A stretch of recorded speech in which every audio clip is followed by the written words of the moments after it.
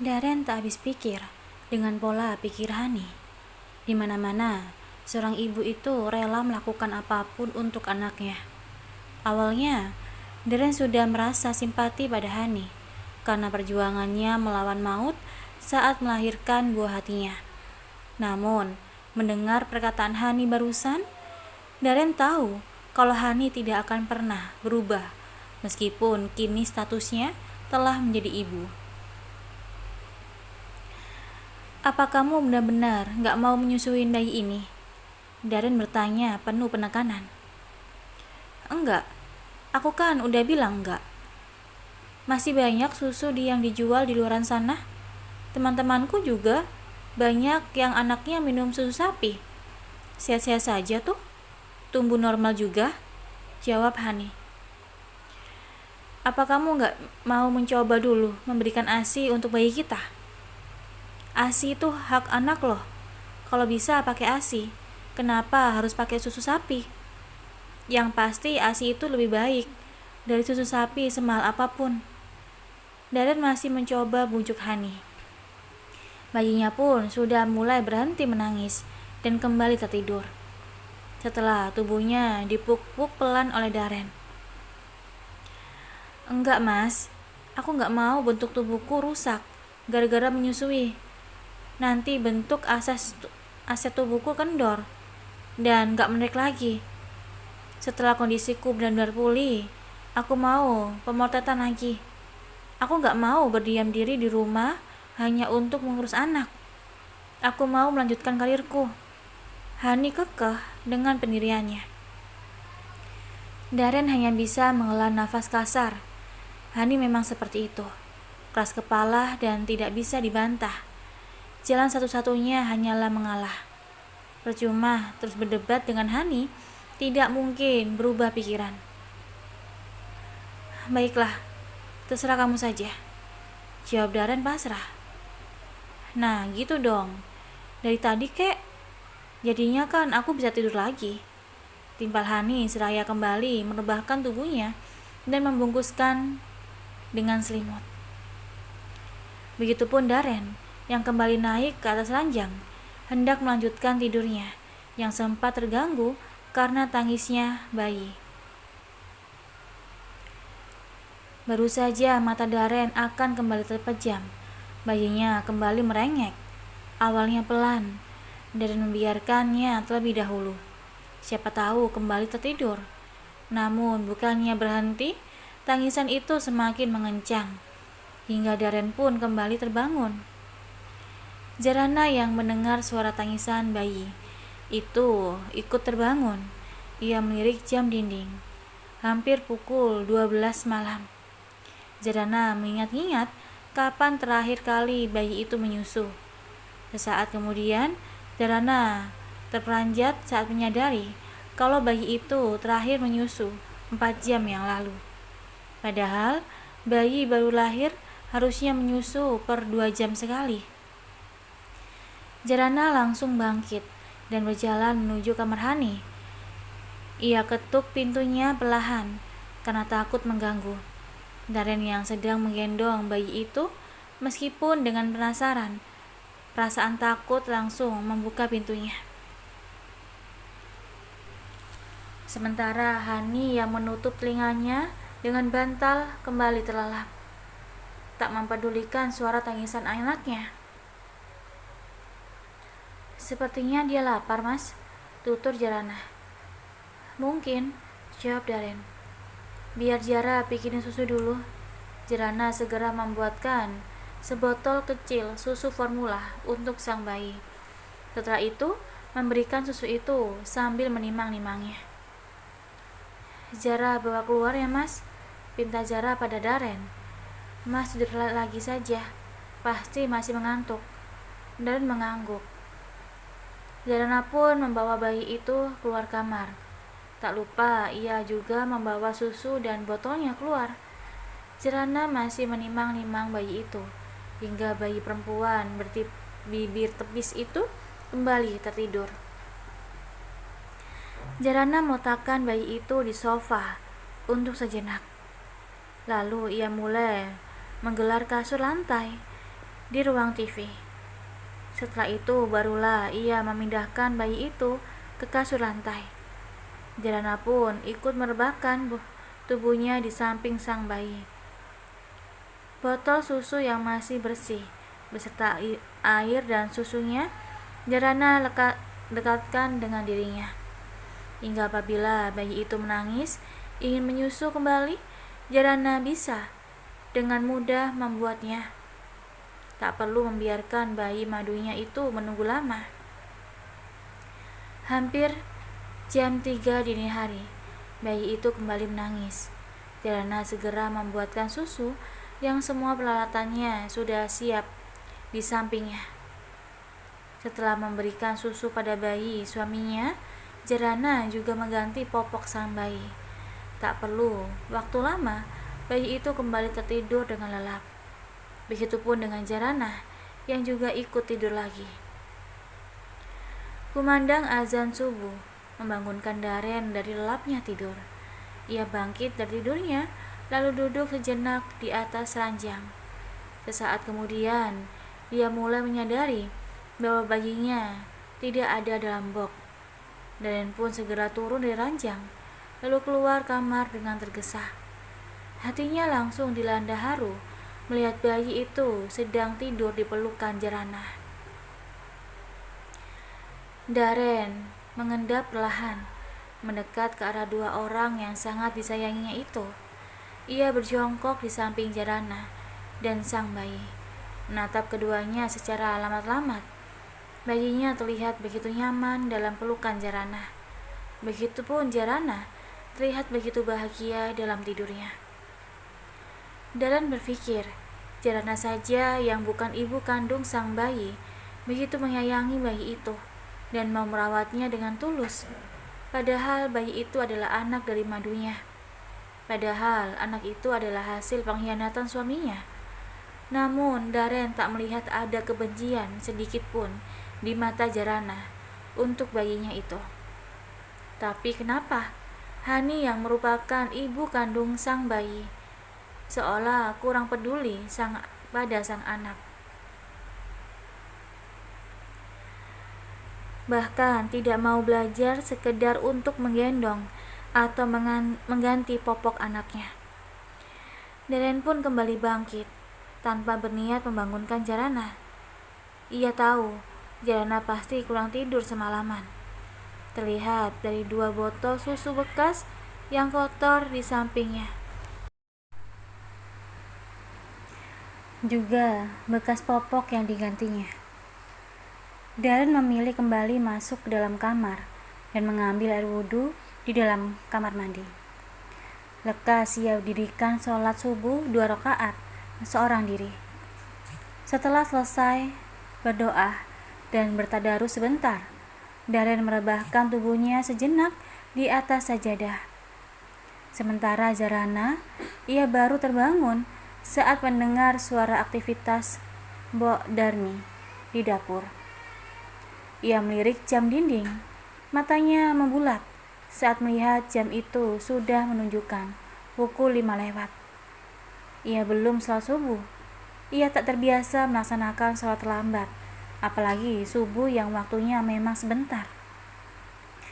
Jarana pun buru-buru ke kamar mandi, mengambil wudhu dan segera melaksanakan sholatnya yang sedikit terlambat.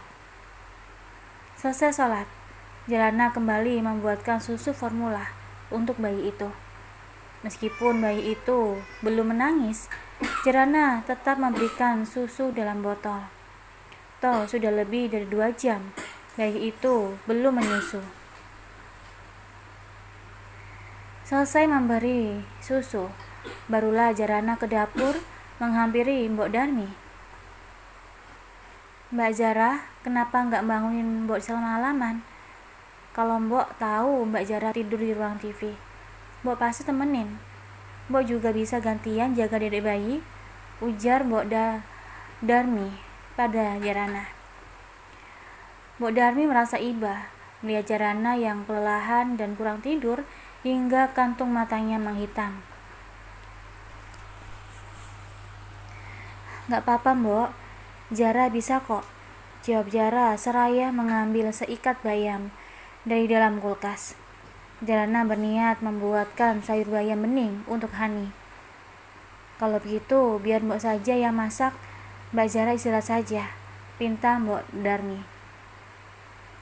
Zara nggak terbiasa tidur jam segini, Mbok. Suka malah keleyengan, timpal Jarana. Ya sudah, kalau gitu Mbak Zara tidurnya nanti siang aja.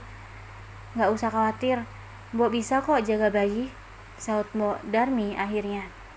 Jarana hanya tersenyum, lalu meneruskan masaknya. Menjelang siang, Sarah datang diantar oleh Diana. Diana turun sebentar untuk melihat keponakannya itu. Setelah itu, ia berangkat lagi untuk ke butik. Sementara Sarah memilih untuk di rumah, Darren membantu mengurus cucunya. Beruntung Sarah datang, karena baik Jarana maupun Hani sama-sama tidak bisa memandikan bayi baru lahir. Jarana belum berani memandikan bayi yang tali pusarnya belum lepas. Sementara Sarah masih piawai karena sudah memiliki anak 2. Sebelum dimandikan, Sarah membawa cucunya itu ke teras rumah untuk berjemur. Kebetulan pagi itu mataharinya bersinar begitu terang.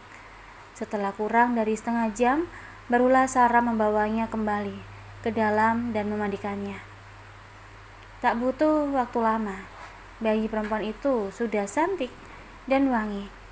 Ia begitu menggemaskan, hingga yang melihat tak kuat untuk menggendong dan menciumnya. Melihat semua itu, Hani mendelik tak suka.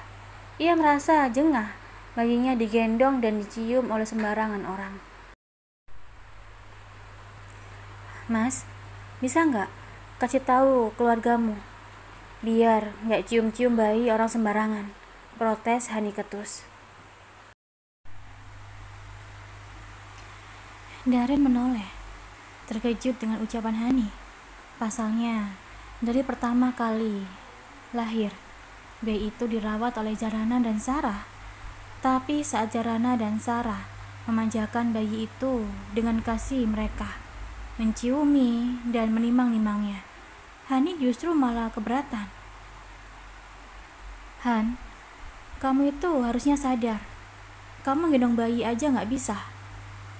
Suruh nyusuin gak mau. Giliran bayi kamu diciumi orang yang merawatnya, protes. Padahal itu ibu mertua kamu sendiri, bukan orang lain. Darren berkata dengan kesal. Tapi aku gak suka lihat bayiku dicium-cium gitu. Gimana kalau ada virusnya? Gimana kalau ada kuman? Gimana kalau nularin penyakit? Ih, ngeri. Jangan sampai deh anakku kenapa-kenapa. Hani menggigitkan bahunya.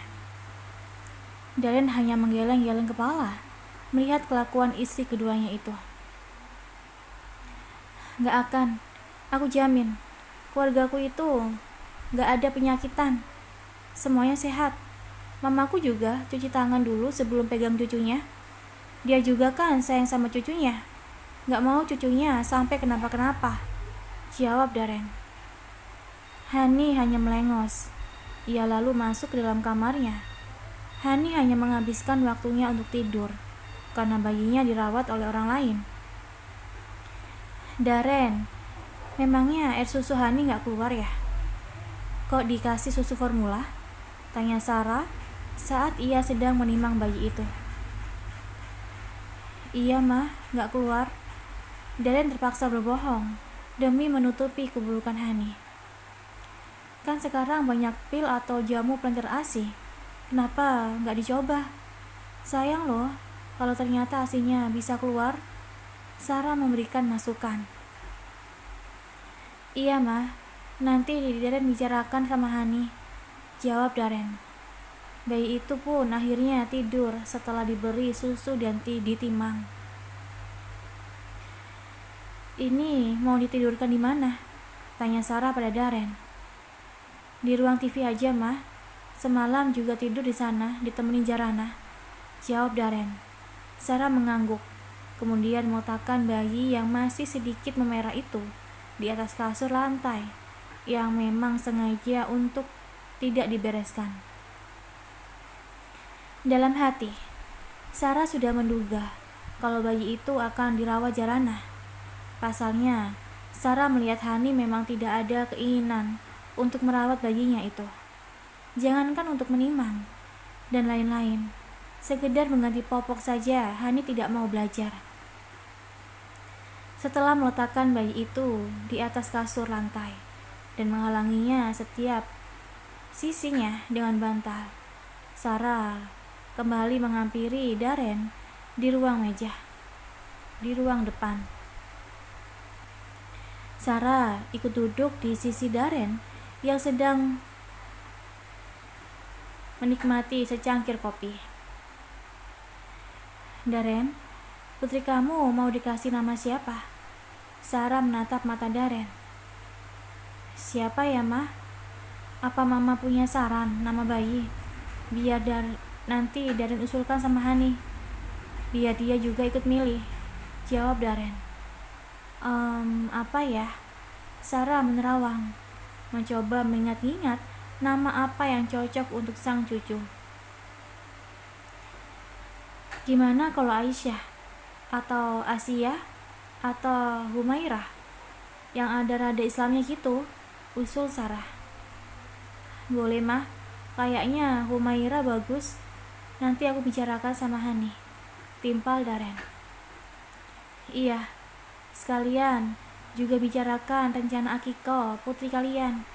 Akikoh itu kan sunahnya dari hari ke-7. Sekalian acara cukuran. Mau di mana ngadain acaranya? Mau di rumah ini atau di rumah Mama? Tanya Sarah.